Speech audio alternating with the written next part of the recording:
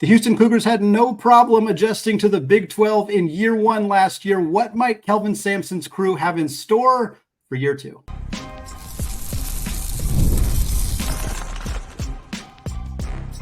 You are Locked On College Basketball, part of the Locked On Podcast Network. Your team every day. What's up, folks? Welcome into the Locked On College Basketball Podcast, a daily national college hoop show, part of the Locked On Podcast Network, your team every day. I'm your host, Andy Patton, and you're joining us at the place to get your college basketball content every single day, 5 days a week, 52 weeks out of the year. In the middle of the offseason, we're still talking college basketball here. Folks, want to thank you all for making this show your first listen or your first watch of the day. Remind you to join us on our Locked On College Basketball Discord channel. If you have not done so yet, there's a link in the show notes. It is free to join. We're talking college hoops all the time.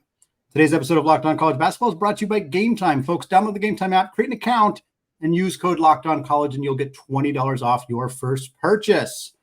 Well, I am joined today by Parker Ainsworth, the host of the Locked On Cougs podcast. We're talking Houston Cougars basketball today, part of our team preview series. For those of you who have been listening to the show throughout the month, we have already done quite a few of these team previews. We talked Kentucky and Kansas. We talked Gonzaga, Alabama, Iowa State, Creighton, Baylor. And then recently we talked about the pair of powerhouse ACC programs, Duke and North Carolina. If you want to get caught up, there's a playlist on YouTube with every single one of the team preview episodes. We're also doing conference previews as well. We are right in the thick of preview season, and I'm very excited to be joined by my friend Parker to talk about this Houston club. And the big question last year, Parker, around this time was kind of what Houston would look like adjusting to the Big 12. Obviously, conference realignment has been a huge storyline for the last couple of years. It's back rearing its ugly head right now with the Pac-12 coming back into the mix, and in fact pursuing some teams from that American Athletic Conference. And if people are worried that teams like Memphis or Tulane or whomever might struggle to adjust, look no further than what Kelvin Sampson and Houston did last year, because they jumped from the AAC to the Big 12 and they didn't even miss a beat. They went 15-3 in the strongest college basketball conference in the country last year. In the Big 12, they earned a number 1 seed. They did it for a second straight year. Their strength of schedule, according to sportsreference.com, basically doubled. Their schedule was twice as hard last year, and they still earned a 1 seed, still had a tremendous season. Parker, as somebody who covered the team last year, who was kind of covering them through that transition into the Big 12, were you surprised to see them have that level of success? Or did you, knowing just Sampson and the way that he operates, did you kind of expect to see them continue to dominate the way that they have? I think academically, I would say yes. The fan in me was not. No, we win every game, right? But there was part of me that knew that there was going to be a challenge, and I would stress that you did a great job of summarizing. The part you left out is they lost 2 guys in the first round of the NBA draft the year before, right? And that was 2 starters. Marcus has been a multi-year starter, all conference, all American. Jarrett Walker, the one and done 5-star freshman. They lost both of them and then into the Big 12.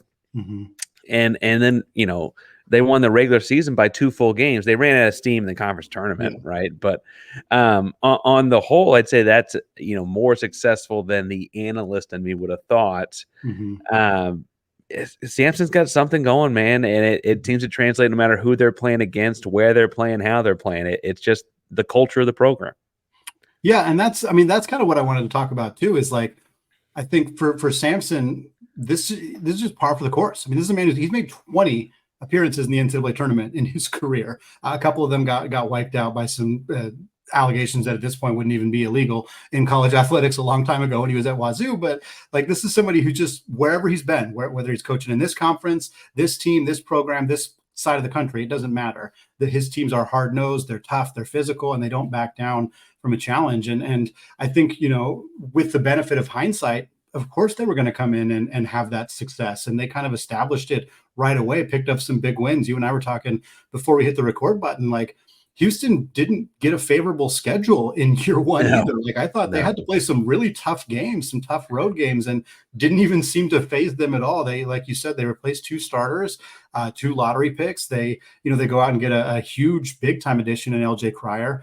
Jamal Shead steps up into a massive role for this team, but they just kind of steamrolled their way into the conference. And yeah, Kansas was down and had some injury stuff towards the end of the year. But this was still a really deep, really strong conference, and it just didn't even seem to bother them whatsoever. Now, we did run into some problems when we get in the NCAA tournament, and 2 years in a row, unfortunately for Houston, we've seen injuries kind of rear their ugly head at really inopportune times. Last year, we had the Jamal Shead injury, which helped lead to that loss to Duke. The year before that, I know Marcus Sasser had dealt with some injury stuff kind of coming into that tournament as well. And so you're looking at a team that has earned a 1 seed in back-to-back years, but hasn't advanced as far as the expectations were for those last couple of years. Now they went to the Final Four in 2021. They went to the Elite Eight in 2022. So it's not like the tournament success hasn't been there recently. But I'm starting has this success that this team has had kind of elevated the expectation for this program of, hey, we're, Sweet 16 is not good enough anymore. Like, we need to be in the Elite Eight. We need to be in the Final Four. And we'll talk more about this specific roster later in the show, but it almost feels like Sampson's success is now like elevated how the fan base expects him to perform and puts even more pressure on this team. Yeah, I think that's a well put point. The truth is that there was kind of a starving feeling for good basketball. Mm-hmm. You had Phi Slamma Jamma in the 80s. I don't mean to say the history wasn't there. You had some good teams even in the early 90s that I think people kind of forget about. Mm-hmm. But then there was just this long, when the Southwest Conference fell apart, Houston kind of fell out of the money game. The CUSA days were kind of lost in a lot of ways. Mm-hmm. And so there was part of it, those first several years, you mentioned they made 5 Sweet 16s in a row at this point. Like, they were just happy to be in the dance, let alone in the Sweet 16, right? And I think you're kind of alluding to, it's like, okay, like, let's get back. That Final Four thing was nice. Let's get back to that, right? 2023 was a big, letdown emotionally, I think, because the Final Four was in Houston. And so the thought of, like, if you can get to the Final Four, then you're playing basically, it's not your home floor, but you're playing at home, right? And what that could have done, obviously, Marcus Sasser's groin injury, he played through it, but he was not himself, right? Last season, you got a pretty favorable draw, I would argue, in the actual bracket itself. And Jamal Shead turns an ankle in the Duke game. He loses that game by a whopping 3 points, even though he didn't have him for most of it, right? I think that it feels like a couple strokes of bad luck, and I do think people understand that. But also, like, at some point, you got to worry about depth, and we'll get to this year's team in a second. But like 2023, they basically played like 6.5 guys. 2024 was a little bit better, but they had injuries tallied up. JoJo Tugler went down, so by the time they got to the tournament, it was also not very deep. I think they've looked at this roster for this year as a little bit better than that. I think that's also raised expectations, like you're saying. That's a perfect transition into this, because as we talked about, like, they went into the Big 12 having to replace 2 players who were selected in the NBA draft. This year, they lost Jamal Shead, and we're going to talk about that because that's a massive loss. But Houston returns the other 4 starters from last year's team. They also got a potential breakout candidate back from an injury in Terrence Arsenault. We're going to talk about that and how Sampson's going to put all these pieces together, because I agree. I think this team might be even deeper and potentially more talented than last year's team. So we're going to talk about how those pieces might all come together for this Houston team coming up in just a second. But first, folks, let's talk about FanDuel, because you've heard us talk a lot about FanDuel, America's #1 sportsbook. Usually this summer, we've been filling you in on how to get a boost or a bonus offer from FanDuel. However, we have something a little bit different for you today. Now through September 22nd, all FanDuel customers can bet $5 and get a 3-week free trial of NFL Sunday Ticket from YouTube and YouTube TV. Then with a YouTube TV base plan, you'll be able to watch every regular season Sunday afternoon out-of-market game. All you need is a Google account and a current form of payment, and you can cancel anytime. So you got $5, Houston currently plus 1,600 odds to take home the national championship in 2025. So you get $80 directly in your pocket if that happens. So you just got to throw $5 down. Visit FanDuel.com/lockedon now to download America's #1 sportsbook. Today's episode of Locked On College Basketball is also brought to you by Game Time. Folks, going to live events, it's the absolute best. Whether it's music, sports, theater, comedy, and now we got college football back, college basketball following suit in just over a month. I am looking forward to making so many new memories this college sports season. And great news, When you're getting tickets for this year, Game Time has a new feature called Game Time Picks that makes getting tickets for your favorite live events even easier. Game Time Picks filters out the fluff to show you only incredible deals on great seats, so you don't have to waste your time searching through thousands of different tickets. Whether it's Game Time's ticketing coverage, the lowest price guarantee, or the panoramic views from your seat in the app, Game Time has got you covered. And we know Houston and Auburn have a big matchup November 9th at the Toyota Center in Houston. Right now, Game Time has 2 tickets on the baseline in section 125 for just $37 a piece. So folks, right now you can take the guesswork out of buying tickets with Game Time. Download the Game Time app, create an account, and use Locked On College for $20 off your first purchase. You can get those 2 tickets for $54 if you go to Game Time right now, create an account, redeem code Locked On College for $20 off. Terms do apply. Download the Game Time app today. Last minute tickets, lowest prices, guaranteed. All right, Parker, continuing our conversation here, previewing the Houston Cougars coming off of an outstanding season last year, their first as a member of the Big 12. And as we talked about in that first segment there, this is a team that returned a ton of talent. It's a team that didn't have a ton of offseason moves. And you kind of expect that with the Kelvin Sampson team. We've seen a lot of like some of those veteran programs out there that aren't doing a lot of roster movement year over year. Certainly the Big 12 has had quite a few teams that have turned over their rosters in big ways. Kansas made a lot of moves. Baylor brought in some big time players, but Iowa State is another team similar to Houston that kind of kept the majority of the group together. And I'm very interested looking ahead to next year, how those teams that have more continuity are going to do. Because for Houston here, again, Jamal Shead's gone, but LJ Cryer's back. Emmanuel Sharp is back. Jawan Francis is back. Javier Francis is back. Is that how you say it? Javier Francis? Sampson himself says it, Javier. Javier. We're going to trust Sampson on that, I guess. Yeah.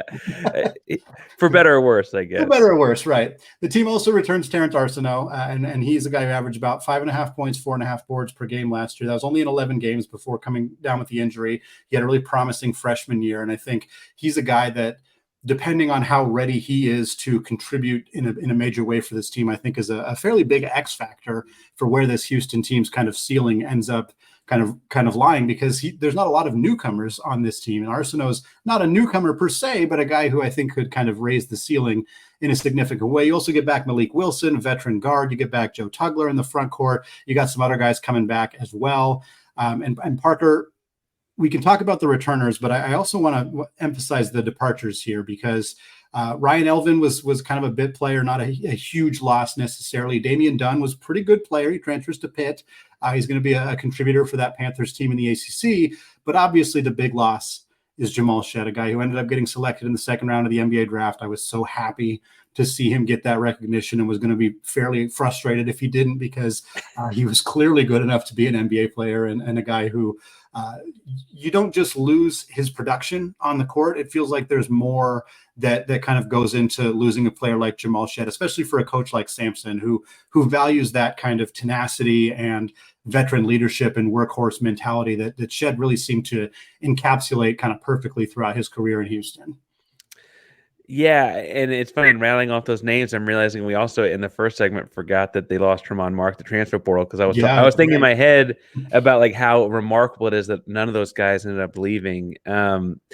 The truth is that you don't lose 3 starters off of a team like that was number 1 in the country for a period of time, and get back to that place without a guy like Jamal Shead, right? Yeah. He's got to be there to kind of keep it all even and steady. He was an All-American. He was Conference Player of the Year, Conference Defensive Player of the Year, et cetera, in the Big 12. You mentioned second round pick Toronto Masai Ujiri. He's pretty good at that, so I think he knows what he's doing there. But I think the biggest thing, though, is after he got hurt. He got hurt in the Sweet 16 game, like I said, in the first fefew minutes. It was like 7th minute or something like that of the game. And afterwards, Sampson, they were talking to him. Some reporter asked something, and a very honest question about, like, could LJ Cryer have played point guard, or just something generic, right? And Sampson was just like, you can't just replace him. Right. Like it's not. This is not like we just put in our backup point guard and it's a little bit less productive. It's like there's more to it than that.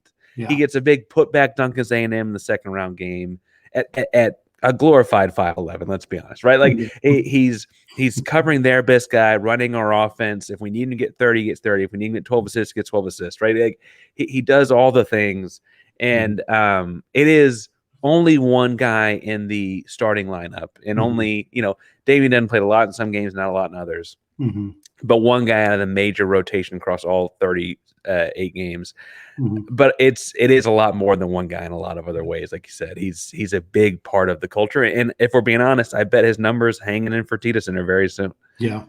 I think it should be without a doubt. And you look at this team, they lose Shead and Dunn and Elvin, like we said, but they got some exciting guys coming in. The main name, the most notable guy in terms of, I think, playing time in year one, who's a newcomer, is going to be Milos Uzan here, coming over from Oklahoma, transfer, averaged about 9 points, 4.5 assists per game last year. Good defender, really kind of a prototypical Kelvin Sampson type guard. I mean, you watch the tape on him, you watch the Oklahoma games, you're like, okay, that guy's going to fit in Houston's system quite nicely. And I think he's expected to be a big time contributor for this team right away. And then you get the two freshmen who are coming in, Mercy Miller, 4-star guard, 55th ranked player in the class at 247 Sports. I actually saw quite a bit of Mercy Miller in high school because he was teammates with Dusty Stromer, who ended up going to Gonzaga.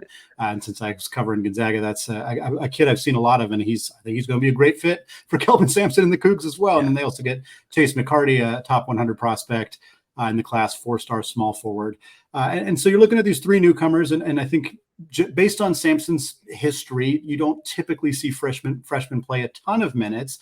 And considering how many guys are returning at the kind of 2-3 spots for this Houston team, I wouldn't project that the two freshmen play a ton of minutes for this team right away, but there's a lot of upside with those two guys. And then you get a guy in Uzan who's going to play a big role, if not starting, at least a very big role for this team right away. So maybe not a ton of players coming in, maybe not as flashy as players as you get at, like, Baylor's bringing in Norchad O'Meara and Jeremy Roach, but Houston's adding the kind of guys that fit Kelvin Sampson's system. And at the end of the day, I'm not questioning that system's working, because clearly it is for Houston.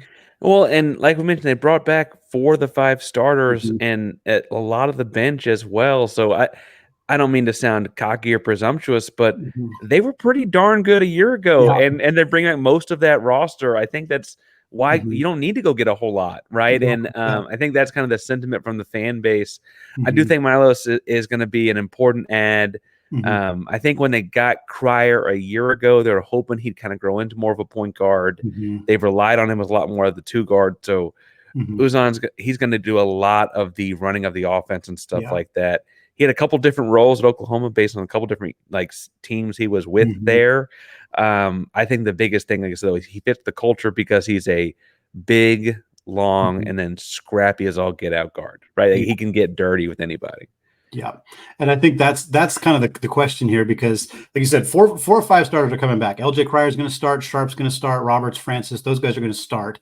Your 5th spot probably is going to Uzan. I think there's maybe Terrence Arsenault completely pops off and he gets that spot. But I think the consensus is going to be Uzan, because you need a point guard. And LJ Cryer is pretty familiar with kind of playing off the ball. That's what he did last year. That's what he did at Baylor. And so it strikes me as like, you if you want to keep Cryer in the role that he's best at, that he's excelled at, that you would have Milos kind of step into that starting point guard role. Again, he averaged 4.5 assists per game for an Oklahoma team last year. That was pretty good, at least in the first half of the year. That kind of faded down the stretch, but to me, that kind of stands out as the most likely outcome here. Again, you're not replacing Jamal Shead. We'll use the Moneyball term. You got to replace him in the aggregate. You can't just replace him with one guy. Completely. But I think the starting spot that LJ Cryer, or that Shead vacated, is going to go to the Oklahoma transfer Uzan here, and I think he's going to fit nicely, and with some extra depth coming off the bench, especially with Arsenault healthy, it feels like that is enough to be able to kind of keep this team afloat, despite losing a really valuable piece to this program in Shead. And bringing back Arsenault, he has made 100% recovery. So I don't mean this in a way that says he hasn't, and I hope no one takes that way. But he did tear his Achilles last year in December, right? Like it is a fairly significant injury. And so, throwing him out there for 32 minutes a night might not be the best in anyone's interest anyway, right? So bringing him off the bench as a rotational wing, he and Emmanuel Sharp were actually both the 2 guards they'd bring off the bench in their freshman year. Then last year looked like that Arsenault was going to kind of be the 6th man before he went down. And so I think that's kind of his comfortable role. And so in bringing him back healthy, let's bring him back comfortably as well. I think that fits really well as the first guard off the bench this year. Yeah, and I think the fact that Arsenault and Sharp it kind of felt like they were on a similar trajectory. And you look at how Sharp finished the year. I mean, if you think Arsenault can be even 85% that kind of caliber player, like that's a tremendous addition to the second unit, to the rotation here for this team. And I think, looking at the rest of it, Malik Wilson's going to be a rotation guy like he's been. Tugler is going to be that kind of third rotational big.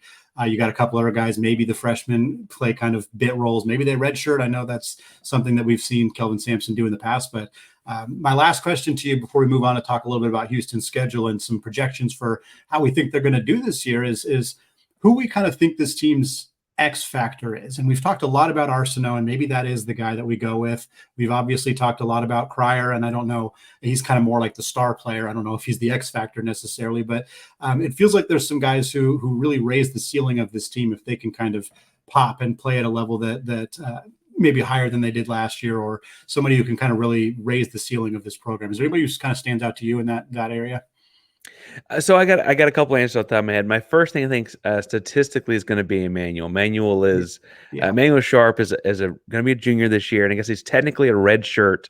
He tore up his leg, major injury senior year of high school, and actually transferred. He actually graduated early and came in mid-year and took it as a red shirt freshman year. The second half of his year would have been a senior high school. Instead of going to prom, he came to work out with Coach Alan Bishop.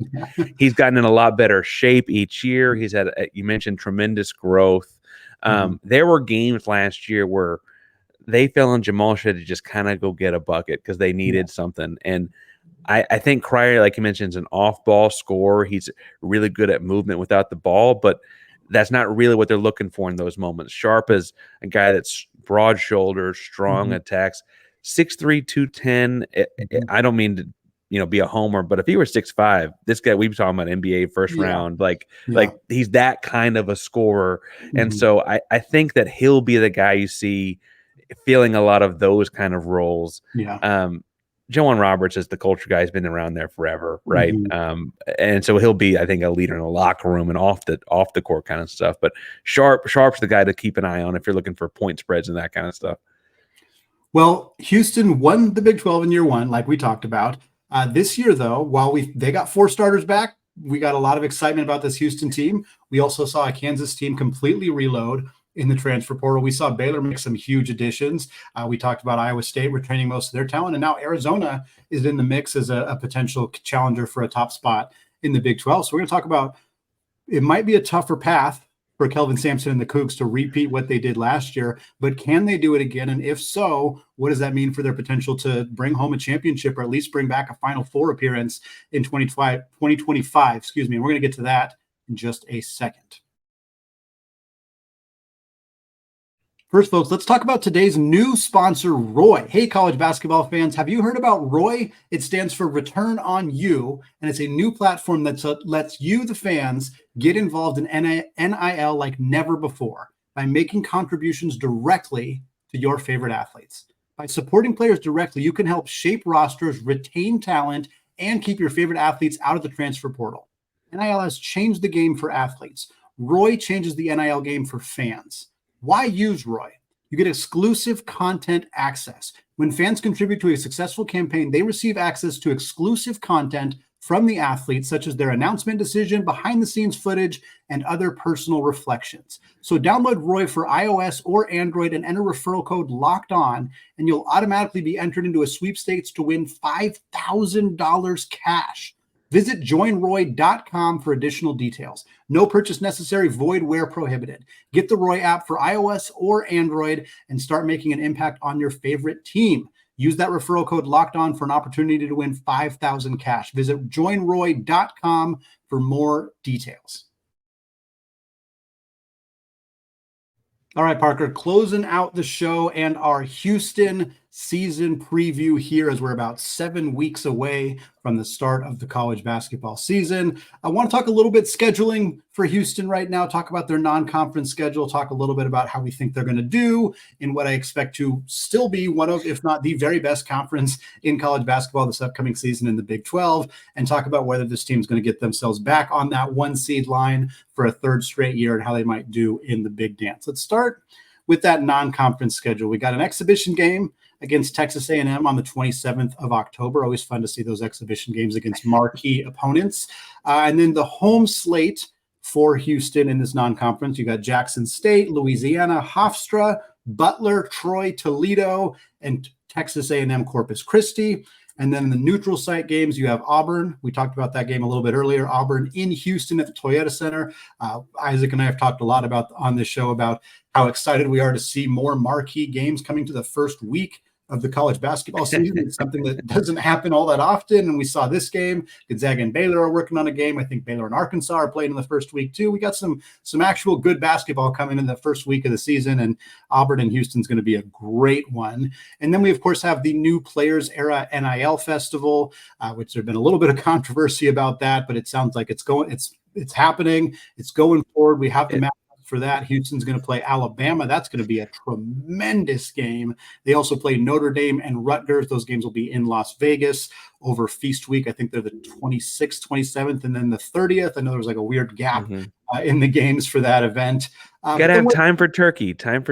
Yeah, exactly. Giving everybody, folks, time to digest for a few days before going back to that final game. But Parker, one of the things that stood out to me, and this is not uncommon for any team, especially a team of Houston's level, but there's no true road games in the non-conference slate. So the first true road game that Houston will play in this upcoming season will be in conference play in the Big 12. And I am a proponent of thinking that playing true road games helps teams. And I think the more you can do that, the better. But I also know, like, as somebody who follows Gonzaga, like, it takes two to tango. Like, you may want to schedule a home game or a home and home series where you're going to go on the road, but if somebody doesn't want to schedule that with you, it's a little bit more challenging. Is it concern you that Houston doesn't have any true road games, or you think it's something that, it's going to iron itself out in conference play anyway? Well, and this is totally me being a homer on this part, but I would also say that it would take a special person to invite Houston to come play them, right? Like to go play at someone's place. Yeah. I think you're asking for a lot there. Houston's very rough and physical. And that, that's just Kelvin Sampson style of basketball. Yeah. As far as, like, do I wish that from a, like, getting to know this team, knowing what we've got, knowing how we behave and how we act and those kind of things in those environments, without Jamal Shead, absolutely, I wish we saw some sort of a test like that. Yeah. Auburn being at Toyota Center game, I think will be interesting because Toyota Center is big relative to Fertitta, and it also is in conjunction with another game. I believe it's Rice and somebody. Rice and Florida State, yeah. And so there will be other fans in the stadium, so it might feel more neutralish. Yeah. Like, frankly, Rice fans will probably boo Houston in some regards, right? And so that'll be interesting. Yeah. As far as the level of competition goes, I don't know. Obviously, there's some people that play a lot more of the marquee matchups. There's like a handful of teams that play another 2 or 3 of those, but outside of that, I'd say that really Houston's doing all right. And from a talent they see perspective, they see Auburn, they see Alabama, so it's 2 SEC, Notre Dame and Rutgers, other power conferences, Butler in the Big East Challenge. They luck this year that's coming to Houston. So I think that on the whole, right, there are things to complain about, but I do think they'll be fairly well tested. Even, we haven't seen the Big 12 schedule come out. I guess you could end up in Fog Island to start, and that would be pretty rough for anybody. But that would be rough. You could play all road games, and that would still be rough to start the season, right? Yeah, I don't dislike this guy. I've seen a lot worse schedules, even like the bye games that they have. Like, Hofstra's had success recently. Troy and Toledo are not bad programs. Like, I think this is a decent non-conference schedule for Houston here. And I think I personally would like to see more road games for most teams in the non-conference slates, but there's not a lot of incentive to do it right now. So a lot of teams are just not choosing to do that. And certainly if you're any Big 12 team, and certainly Houston among them, you just don't have to worry about it because you're going to get a ton of marquee games in conference play. And that's kind of how I want to close out the show. This team went 15-3 in the league last year. And without knowing all the specific matchups and everything, it's obviously hard to project, but this is a team that has a lot of continuity, that has had just tremendous amounts of success under Coach Sampson. And while I think Kansas is better, I think Baylor is probably better. I think Iowa State's the same, maybe a little bit better. And then you add Arizona, and like that alone is a tremendous top five in this conference. And the fact that I'm feeling like a Kansas State roster that I truly love, that I think is really good, is pretty clearly sixth at best in this conference, is a testament to the depth and talent in this league. And I think it's going to be an absolute grind night in and night out. But the question for you, Parker, is fairly simple. And again, without all the information that we have, 15-3 last year, do you think that this is a team that's capable of replicating that and being in that same position or around that heading into this upcoming season? I think the unfortunate thing for a fan is going to be they could be as good or better and not be 15-3, Yeah. right? Mm-hmm. I think the truth is that it's a tough conference. You had some good teams. Mm-hmm. I bet the conference, I know they're up to 16 teams now. I bet the conference has 9 teams in the tournament this year. Yeah.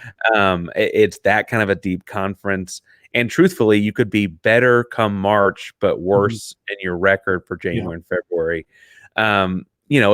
Last year they beat Baylor in overtime. Well, there's nothing to say that they play Baylor a second time, that one of those maybe. I mean, they know one in Baylor, and it was a great game to be at, frankly. But I don't know if they win that game 10 out of 10 times, right?